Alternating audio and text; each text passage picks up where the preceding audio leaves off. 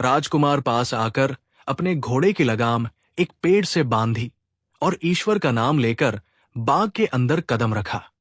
घूमते घूमते वो एक बगीचे में जा पहुंचा। वहां से बहुत अच्छी हवा आ रही थी। पेड़ बहुत खुश थे। उनकी डालियां दीवानों की तरह एक दूसरे से झूम रही थी। बहुत से हिरण वहां चर रहे थे।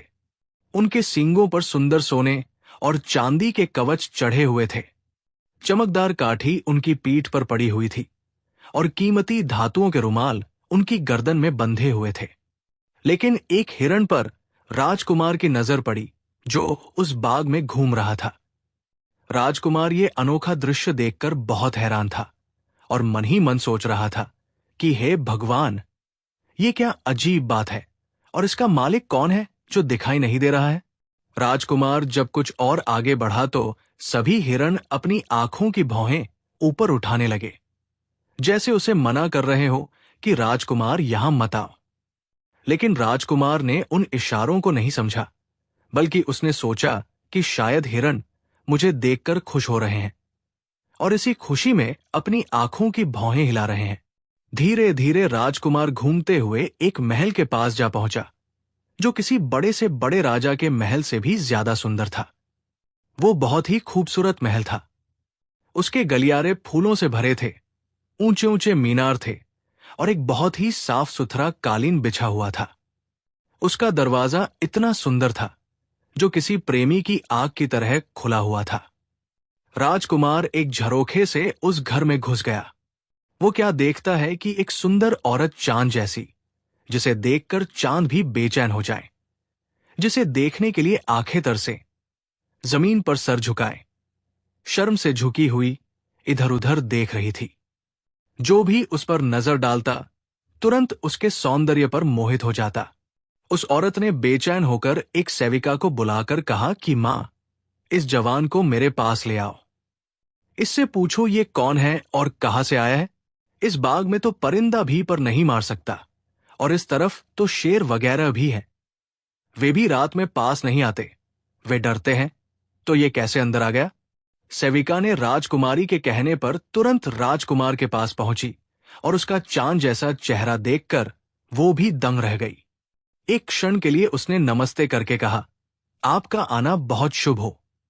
हमारी रानी ने आपको याद किया है। राजकुमार सेविका की बात पर ध्यान दिया और उस जगह पहुंच गया। वहां पहुंचकर उसे लगा कि शायद खुशी की जगह यही है। अंदर उस घर के एक सिंहासन बिछा हुआ था, जो मखमल से सजा हुआ था। चारों तरफ कीमती कालीन बिछे हुए थे और मीनाकारी किए हुए कपड़े के पर्दे मोतियों की डोरियों से लटक रहे थे। सिंहासन पर एक बहुत ही सुंदर रानी बैठी थी और उसका नाम लतीफा बानो था। वो बहुत ही खूबसूरत औरत थी। राजकुमार उसे देखकर अपनी सुध बुध खो रहा था। उस सुंदरता को देखकर वो आश्चर्य में पड़ गया कि लतीफा बानो ने बहुत ही स्नेह से उठकर हाथ पकड़कर राजकुमार को सिंहासन पर अपने पास बिठा लिया और बहुत सी मनमोहक मीठी मीठी बातें करने लगी और बोली, हे नौजवान, तुम कौन हो और कहां से आए हो और किधर जाओगे। इस बाग में कैसे पहुंचे। यहां तो परिंदा भी पर नहीं मार सकता। राजकुमार ने उसे अपनी कहानी शुरू से अंत तक सुना दी। तब लतीफा बानो बोली, हे जवान, ये बुरा ख्याल तुम्हारे दिल में कैसे आया।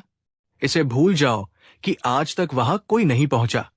तुम्हें यह करना चाहिए कि अपना हाथ मेरी गर्दन में डालो और भगवान का लाख लाख शुक्र मानो और अपनी बड़ी किस्मत समझो कि मुझे धरती पर परी जैसी खूबसूरत औरत तुमसे मिलने को तैयार है।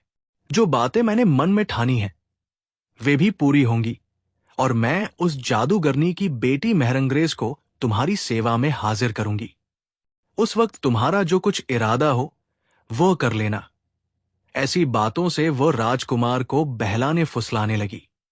राजकुमार ने कहा, हे लतीफा बानो, मैं तुम्हारे साथ ये वादा करता हूं कि जब तक उस जादूगरनी को मार न दूं और जादूगरनी को गिरफ्तार न करूं और उसकी बुरी बेटी मेहरंग्रेज को अपने कब्जे में लाकर घोड़े की टापों से न रौंद दूं और उसका मांस चीलों और कुत्तों को न खिला दूं, तब तक दुनिया का सुख और आराम मुझ पर हराम है। जब इन कामों से फुर्सत पाऊंगा तो उस वक्त तुमसे शादी करूंगा, तुमको अपने विवाह में लाऊंगा और तुम्हारे साथ मिलने की इच्छा पूरी होगी। हालांकि लतीफा बानो बार बार इस बात पर जोर दे रही थी कि राजकुमार इस अभियान से बाज आ जाए, मगर राजकुमार उसकी बात पर नहीं मान रहा था। मजबूर होकर उस जादूगरनी ने मन में ये योजना बनाई कि शराब पीने की महफिल सजाकर राजकुमार को किसी तरह शराब पिलाए, ताकि दिमाग से उसका नशा छा जाए और आगे की कोशिश बेकार हो जाए। उसे यकीन था कि इस तरह महरंगरेज के लिए जो उसके दिल में है वो खत्म हो जाएगा। फिर मैं राजकुमार को जो कुछ कहूंगी वो कबूल करेगा और राजकुमार से मिलन हो जाएगा। राजकुमार ने शराब पिलाने वाली परी जैसी सुंदरियों की तरफ इशारा किया। उन्होंने इशारा पाते ही सोने का प्याला और अच्छी रंगीन शराब लाकर हाजिर की। लतीफा बानो ने प्याला भरकर पहले राजकुमार को दिया और कहा, हे प्यारे, पहले पीना, इस मेजबान को फिर मेहमान को। यानी मेजबान पहले पीता है। लतीफा बानो ने राजकुमार के लिए पहले अपने होठों से लगाया और दूसरा प्याला भरकर राजकुमार को दिया। उसने उस बेवफा महबूबा के मीठे होठों से प्याला पी लिया। लतीफा बानो ने इधर मजे से नाच गाना शुरू किया, उधर गाने बजाने का शोर फैल गया। परी जैसी खूबसूरत परियां पहुंची और फिर ढफ और दूसरे वाद्य बजने लगे और सुरीली आवाजों में गाने लगे। इतनी खूबसूरत आवाजों में वे गा रही थी कि अगर तानसेन होता तो वो भी अपनी धुन भूल जाता। गाने बजाने का वो ऐसा जादू था कि सारा घर उनकी सुरीली और खूबसूरत आवाजों से गूंजने लगा। सुंदरियों के प्रदर्शन से अंदर का अखाड़ा बन गया। उस समय राग का ये प्रभाव था कि सुनने से बूढ़े और जवान मदहोश हो गए। ऐसा अनोखा गाना और दिल को लुभाने वाली धुनें थी जिनसे हर एक दिल मोहित हो गया। अनोखी वे ताने सीधे दिल को छू रही थी, जिनसे गाने का असर ऐसा होता था जैसे कोई स्वर्ग में पहुंच गया हो। लतीफा बानो के दिल में उसकी ऐसी आग भड़की कि राजकुमार की बेपरवाही से वो मजबूर थी। उसका कोई बस नहीं चल रहा था। 3 दिन इसी तरह महफिल चलती रही। आखिर राजकुमार ने कहा, रानी, मुझे जाने की अनुमति दीजिए, मुझे विदा कीजिए, क्योंकि मेरा सफर बहुत लंबा है और आपके प्यार की आग मेरे दिल में भी शोले भड़का रही है। ईश्वर ने चाहा तो अपनी इच्छा पूरी होने के बाद मैं जल्द आपकी सेवा में हाजिर हो जाऊंगा और वापस आकर आपके प्यार का फूल चुनूंगा और अपने दिल में लगी इस आग को बुझाऊंगा।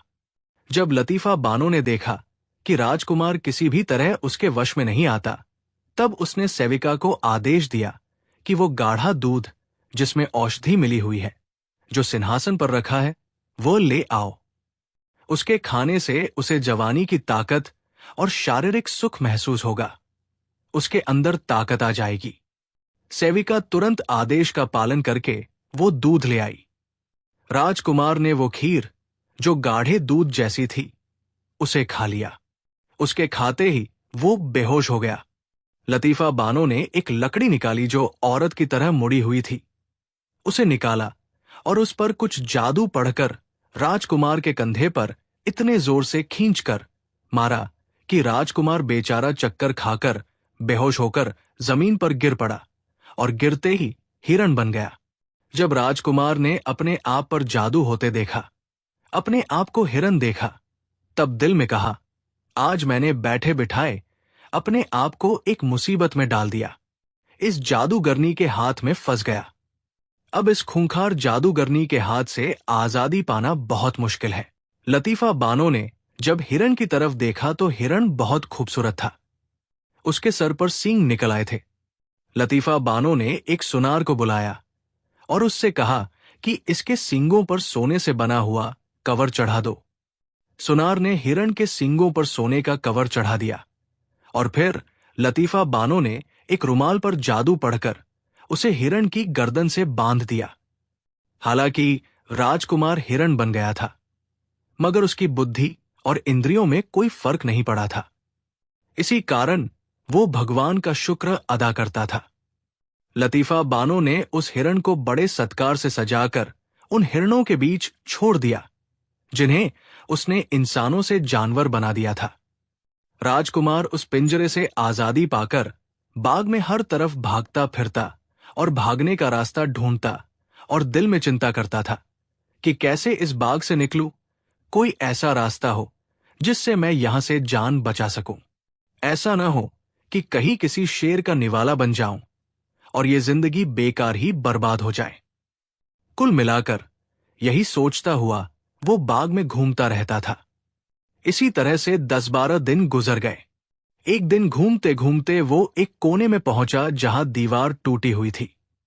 उसने मन ही मन भगवान को याद किया और ऐसी छलांग लगाई कि बाग से बाहर निकल गया और दिल में कहा, अब जो हुआ सो हुआ।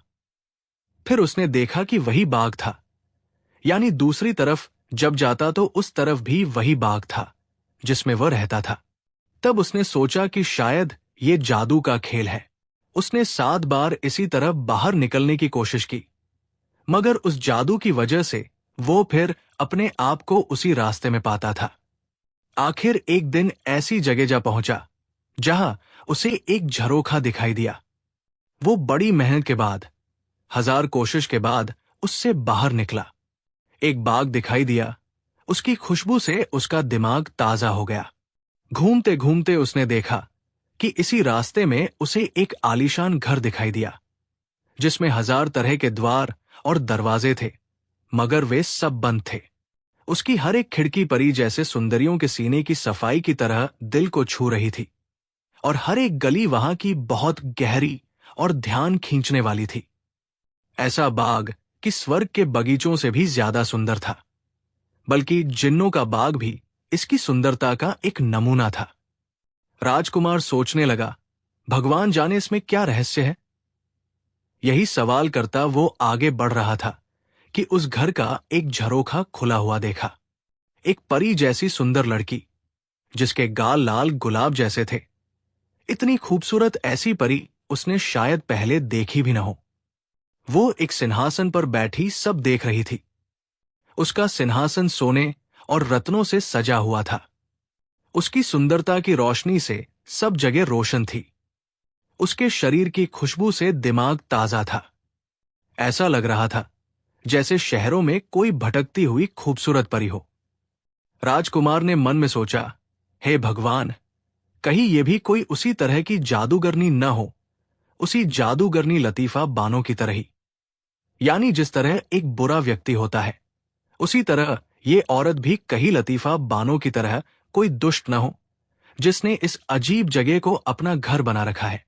लेकिन बाहरी रूप से उसकी सुंदरता और खूबसूरती से वो बहुत प्रभावित हुआ था और उसे देखना चाह रहा था।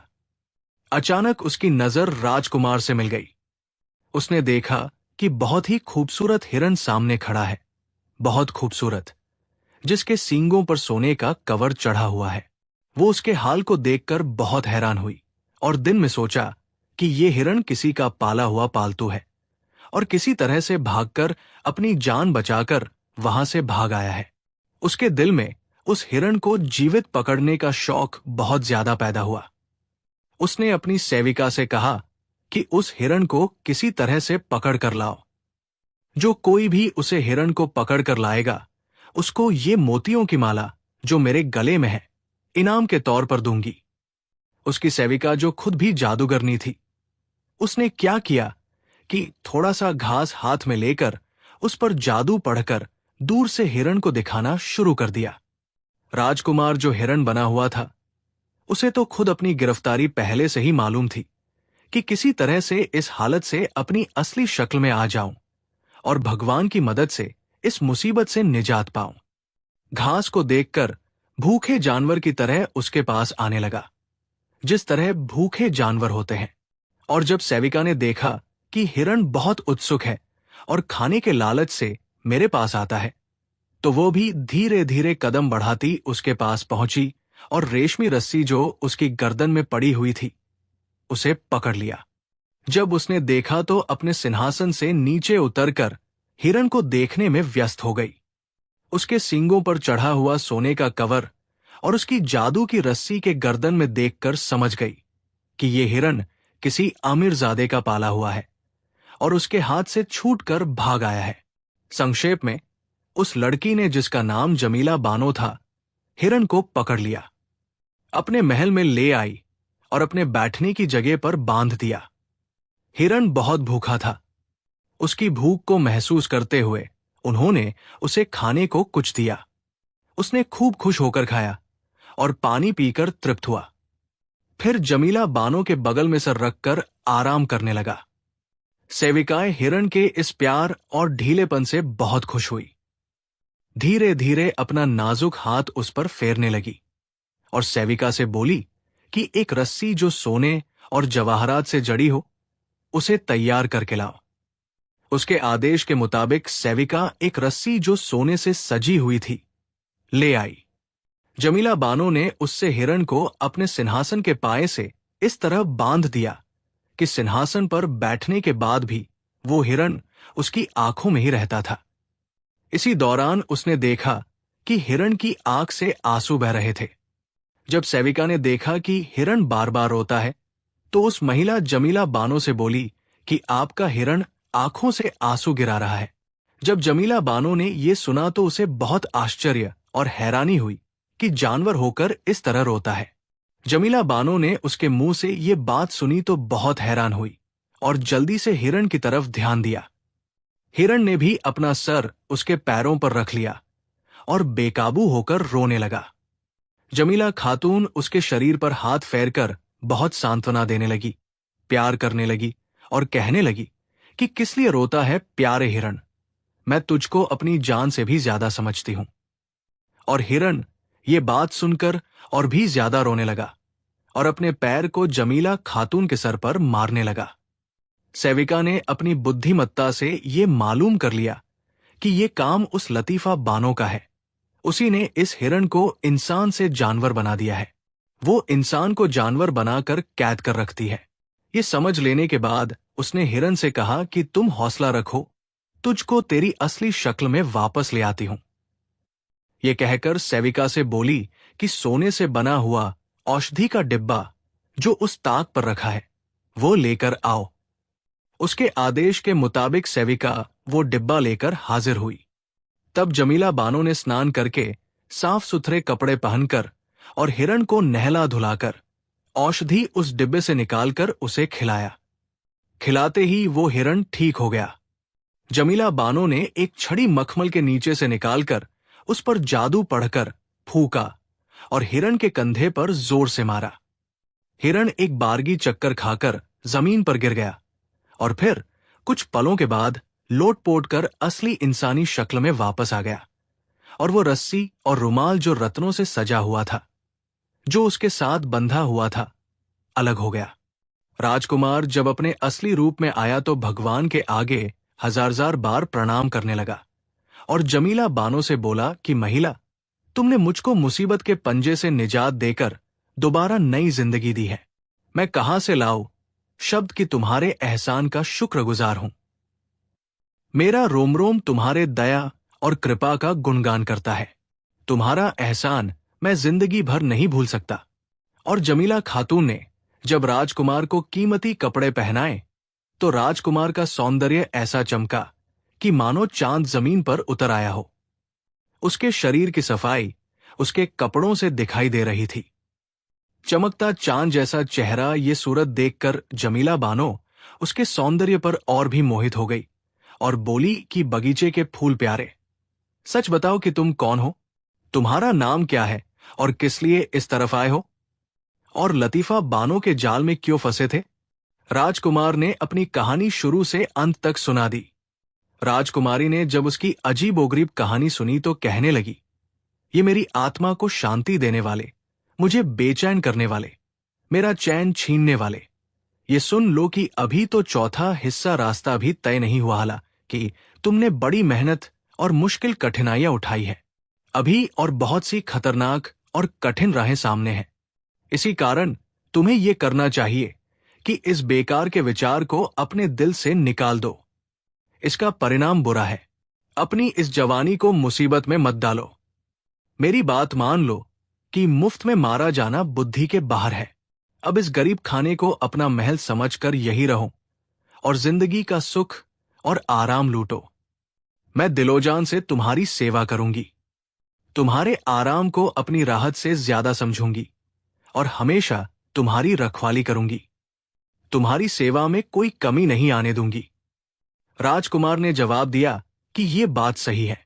आपका हक मेरी गर्दन पर इतना है कि अगर मेरी शरीर की खाल से जूतियां बनाकर भी पहने तो भी कम है, क्योंकि आपने उस जादूगरनी के जादू से मुझे निजात दिलाई है और मुझे दोबारा इंसान बनाया और इंसानी कपड़े पहनाए। मगर मैं ये उम्मीद रखता हूं कि कुछ दिनों के लिए मुझे जाने दीजिए, मुझे विदा कीजिए। अपने लक्ष्य की प्राप्ति के बाद वहां से लौटकर आपकी सेवा में हाजिर हो जाऊंगा और जो आप आदेश देंगी मुझे सब कबूल होगा। अब वहां पहुंचने की जो तरकीब हो सके वो बताइए। ईश्वर ने चाहा तो जिंदा रहा तो फिर आपके दर्शन करूंगा और आपके साथ विवाह करूंगा और आपको अपने देश में ले जाऊंगा। मैं रंगरेज से अपने भाइयों के खून का बदला लेकर बाकी उम्र सुखाराम के साथ काटूंगा। जमीला बानो ने जब देखा कि राजकुमार किसी भी तरह नहीं मानता और अपनी जिद से बाज नहीं आता, तो उसने विवश होकर राजकुमार को जाने की अनुमति दे दी और बोली कि धनुष और बाण यहां मौजूद है और एक तलवार जिसको जुल्फिकार कहते हैं, जो राजा को भी नहीं मिलती, और उसकी खासियत यह है कि अगर पहाड़ पर भी उसे मारे तो जैसे साबुन आसानी से कट जाता है, उसी तरह ये पहाड़ के आर पार हो जाएगा। और खंजर जिसकी कोई कीमत नहीं है, जिसे हकीमों ने बड़ी मेहनत से बनाया है, उसकी खासियत यह है कि वह जिसके पास हो, अगर उस पर 1000 मन का बोझ भी डाल दिया जाए तो उसे बोझ महसूस नहीं होगा, और अगर उस पर कोई हथियार चलाया जाए तो उसके शरीर पर उसका कोई असर नहीं होगा, और उसकी कीमत बहुत ज्यादा है। ये 3 चीजें मैं तुम्हारे हाथ में देती हूं। इन्हें पूरी हिफाजत से अपने पास रखना कि सफर में तुम्हारे बहुत काम आएंगी। यहां से चलकर तुम एक ऐसी मंजिल पर पहुंचोगे जहां से बड़े पैरों वाले पक्षी के देश में पहुंचना संभव न होगा, इस कारण कि बीच में 7 घाटियां हैं। अगर तुम्हारे देश के राजा इकट्ठे हो जाए तो भी 1000 साल तक एक नदी से पार उतरने का सामान न कर सकेंगे। राजकुमार ने पूछा कि महिला, उस बड़े पैरों वाले पक्षी का घर कहाँ है और मैं कैसे वहां पहुंच सकूंगा? जमीला बानो बोली कि मेरी जान, तुम चिंता मत करो, मैं सब पता ठिकाना बता देती हूं। भगवान की कृपा से तुम जल्द अपनी मंजिल पर पहुंच जाओगे। ये कहकर उसने संदूक खोला और कीमती धनुष और बाण तथा खंजर राजकुमार के सामने रखे और बोली कि अब जरा ध्यान से सुनो कि एक मंजिल पर यहां से एक जगह है, उसको सफाई जमीन कहते हैं। तुम उसी जगह काम करना। वहां रात के समय बहुत से जानवर आते हैं। उनमें से एक जानवर एक शेर का शिकार करके अपने पास रखना, जो हाथी जैसा विशाल है और उस जंगल के सभी शेरों का राजा है। वो आएगा। तुम बिना डरे और सम्मान से उसके पास जाना, उसे आदरपूर्वक नमस्ते करना और एक रुमाल मैं तुमको देती हूं। उससे उसके सभी पंजों को साफ करके वो शिकार जो तुम्हारे पास होगा उसके आगे रखकर सम्मान से खड़े हो जाना।